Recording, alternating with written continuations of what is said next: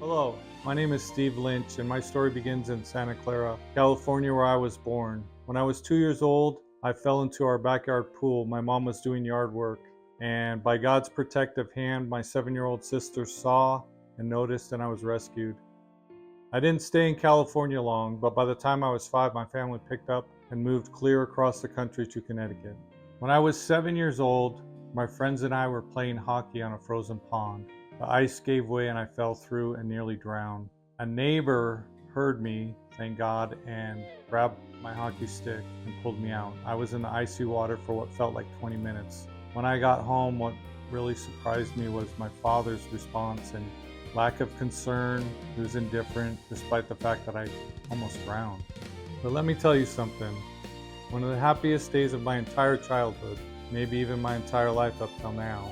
One day, my dad came home from work, walked right past the TV, right past the couch, and came outside and played kickball with all of us.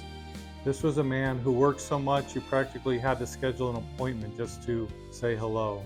But that day, he kicked off his shoes and played with us. I remember thinking how incredible it was. I loved every minute of it and wanted it to last forever. That's probably why it stuck with me, because it was the only time I remember him playing with us. When I turned 10, everything changed. My parents divorced, and my mom, my sister, and I moved to Spokane, Washington to start over near her family. We were poor, really poor. My mom worked incredibly hard to raise the three of us, but there was a massive father-shaped hole in my heart. I longed for a relationship with my dad, but we were distant. And when you grow up feeling rejected, shy, and like you don't belong anywhere, that emptiness just doesn't disappear. It follows you around like a sad little cloud. To make matters worse, I went from an 8th grade class of 5 students, that's right, 5, to a high school with 2,500 kids. Talk about a culture shock. It was like falling out of a canoe and landing on an aircraft carrier. I had rejection issues, crippling shyness, and absolutely no idea of how to navigate that kind of a social ocean. Somewhere between my sophomore and my junior year, someone invited me to a kegger. When you're shy and insecure and someone hands you a red plastic cup, it can feel like a ticket into society. Let me tell you, I felt like I finally found my people, but they weren't the right people, but they were people. When I drank, I wasn't the quiet, lonely kid anymore. I was loud, confident, funny. I was the party guy. Until I sobered up and realized I was still the same insecure kid, just with a headache. After graduation, I went to a kegger at Manitou Park, and out of all the dumb decisions I made as a teenager, that one almost killed me, literally. I got run over by someone at the party and nearly died. You'd think that would scare someone straight, not me. I walked away thinking, well, that was dramatic. What's for breakfast? It didn't change a thing. After high school, I moved back to California for college thinking, this is it, fresh start, new me. I told myself I was done drinking, done with drugs, ready to become respectable, responsible, maybe even go to class. Yeah, that lasted for about 5 minutes. I made the wrong friends, welcomed the wrong influences, and before long I was spiraling deeper than ever.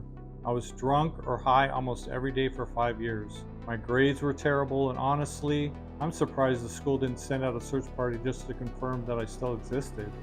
Then came the big one, the Monsters of Rock concert in San Francisco Candlestick Park. I arrived drunk because that apparently was my full-time hobby at the time. A guy named Eric handed me some psychedelic mushrooms. Not just a taste, I grabbed a handful and swallowed them like Skittles. Right as Metallica hit the stage, the mushrooms hit me. Suddenly I was thinking, we need to back up. I mean, way up, like into another zip code up. The crowd began chanting, Master, Master. It's a Metallica song, but in my mind it sounded like 50,000 people praising a dark lord. The stage transformed into a gateway to hell, and the mosh pit looked like souls swirling downward. I remember thinking, I'm literally watching my life pass before my eyes, and it's not a pretty movie. In the middle of this psychedelic horror show, I cried out to God. I promised him I would stop drinking and doing drugs. God, save me. I'll go to church. I'll be good. I sobered up enough to keep that promise for a while. But then when I turned 21, my friend said, hey man, now you can drink. legally. And I said, well, since it's legal, boom, right back into that lifestyle. After that school year, I moved to Southern California, enrolled at Cal State San Bernardino, planning to become a PE teacher and join the golf team. Another fresh start.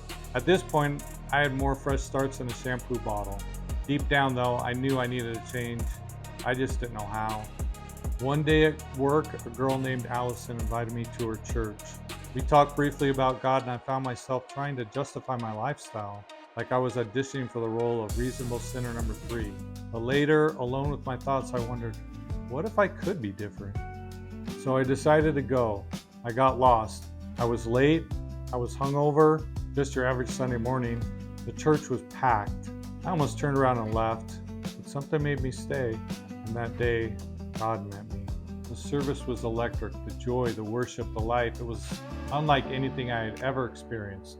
Standing there in God's presence, I suddenly realized I'm a sinner. I need Him. So I invited Jesus into my life. The next day and the entire week afterward, I felt different. My desires changed. The urge to drink and do drugs disappeared.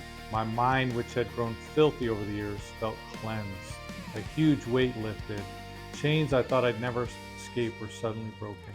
I had grown up going to church, but I had never experienced God personally. I believed in Jesus, but I had never truly met Him until that day.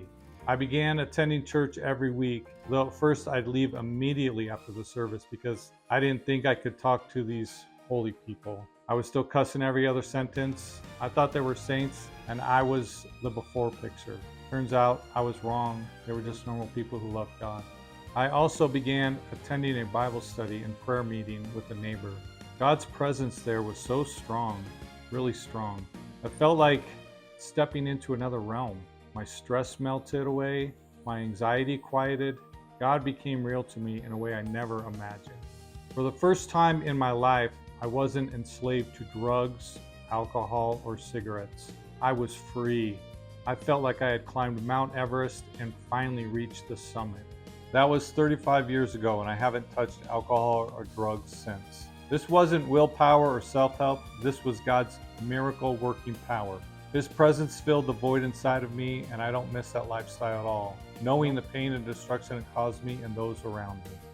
After 7 years of being saved, I married Camille. We met in church, shared a love for God, and a desire to make a difference in people's lives. 2 years later, along came Abigail, Abby, whose name means a father's delight. She's amazing. Then came Caleb, which means warrior. He's our calm and steady one. Next was Emily, whose name means a father's joy. She's quick-witted, like a mom. We are a close family, and all of us have chosen to follow God. Camille and I have been married for 28 years. God has kept us continually forgiving and healing us. It's the love we've received from our Heavenly Father that enables us to provide a loving home and a Father that's present. I often think about where I'd be if I hadn't given my life to Jesus. I know I'd still be broken inside, masking pain with alcohol and drugs, probably stuck, probably a drunk, probably with multiple failed marriages and plenty of blame to go around, still searching for acceptance and love. But God rescued me from my sin, and He gave me the strength to change. Thank you.